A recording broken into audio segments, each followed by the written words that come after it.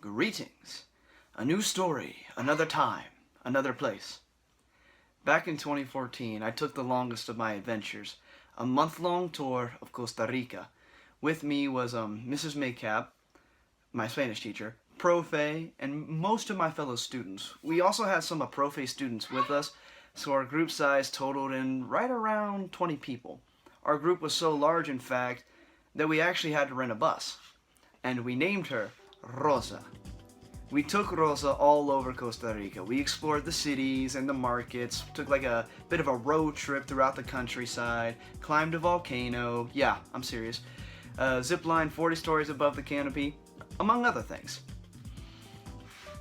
For 2 weeks we did this, and it was among the most incredible adventures of my life. And don't worry, you guys, I will have more videos on that stuff later. But I can hear you thinking to yourselves, wait a minute, 2 weeks? You said you were there for a month. To which I reply, just give me a second, I'm getting to that. See, I did stay there for a month. Everybody else, however, did not. Before we left, me and my good friend slash basically little sister Sydney Brumley were given the option to stay longer as long as we paid our host families for the extra accommodations, which we were more than happy to do. So at the end of 2 weeks, our large 20-something group shrank down to just 2 people. It was here that I found myself basically alone in another country, with only Sydney as my tie to anything familiar. Don't tell her I said this, but I was actually really happy she was there. It was just something familiar for me to a shoulder for me to lean on, because as exciting as it was, being in another country with, nobody else, no other people from where I was from, it was really pretty intimidating. So anyway, 3 days later, the call to adventure was once again heard and answered. Our host father, Jorge, actually offered to take us to this really secluded beach. Like, it wasn't locals only, but like no tourists knew about it. So it was a really cool experience, not something you really get to do too often in one's lifetime. We accepted his offer, duh, and did exactly as you would suspect. We drove there and spent literally the entire day in the ocean. Unfortunately, I was still green in the art of travel.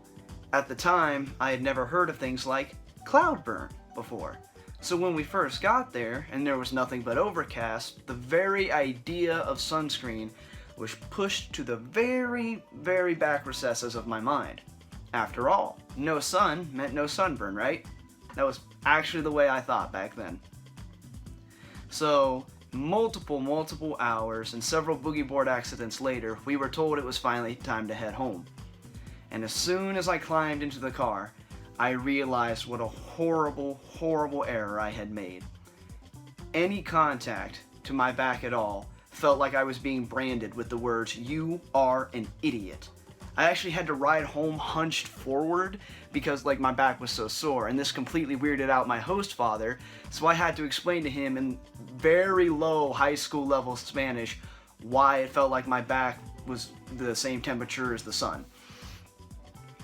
So, on top of that, sleeping on my back no longer became an option, which was really bad for me because I usually sleep on my back, so that was all well and good, but that actually wasn't even the worst part. See, the Costa Ricans are among the kindest people on earth. I love them to death. My heart goes out to each and every person who I met there. But that also kind of played to a disadvantage in my part. See, everybody in the house either greeted me with a very firm handshake or a passionate slap to the back, kind of like, "Hola Ramon, ¿cómo estás?"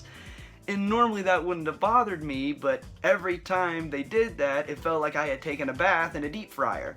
So I always had to return the greeting through gritted teeth, like, "Oh, hi, how are you doing today? Yes, it's good to see you too."